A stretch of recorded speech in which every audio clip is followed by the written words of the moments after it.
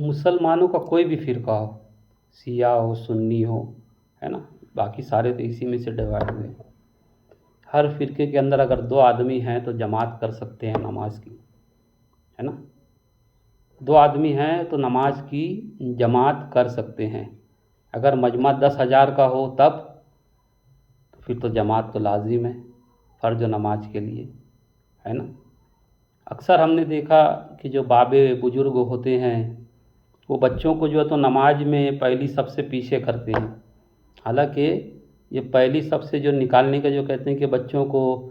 پیچھے کرو نہیں تو نماز ڈسٹرب ہوں گی نہیں ہوں گی، یہ غلط طریقے تو وہ سورس غلط ہے، بلکہ جہاں پہ اقامت بولی جاتی ہے، اقامت کے آجو باجو میں 1-2 لوگ ایسے ہوں کہ جو متقی ہوں، پرہیزگار ہوں، ہے نا، اور جو ہے تو وہ نائب یعنی امامت کے فرائض انجام دے سکتے ہوں، کہ آگے والا جو امام ہے اور خدا نخواستہ اگر وہ نماز پڑھاتے وقت جو ہے تو کسی وجہ سے جو ہے تو وہ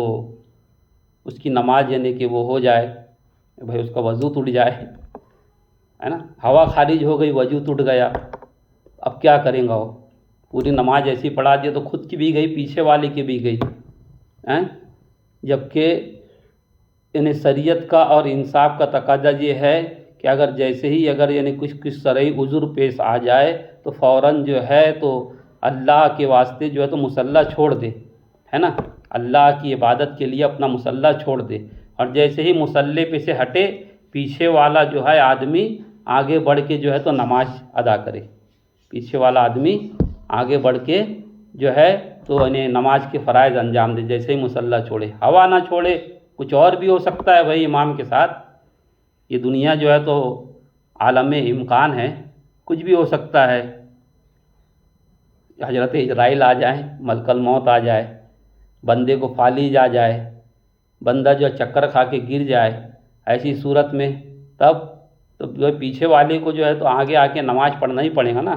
یہ بچوں کو جو ہے وہ صف میں سے نکالا نہیں جاتا، یعنی کہ بھائی آپ 2-3 صف چھوڑ کے اسپیس چھوڑ کے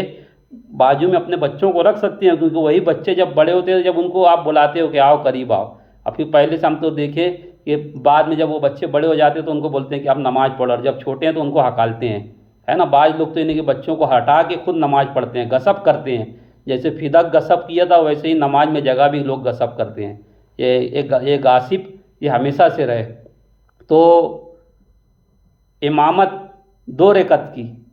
اس میں بھی شریعت نے یہ کنڈیشن رکھی کہ پیچھے والا شخص اتنا مضبوط ہو، یعنی اتنا اس کو علم ہو یا اتنی جانکاری اور سمجھ ہو کہ وہ جو ہے اگر پہلے والا امام شرعی عذر اس کے ساتھ پیش آ جائے تو وہ اس کے جیسے ہی وہ مصلی چھوڑے فوراً ہی آگے بڑھ کے جو ہے تو نماز ادا کر، نماز کو یعنی پورا کر دے،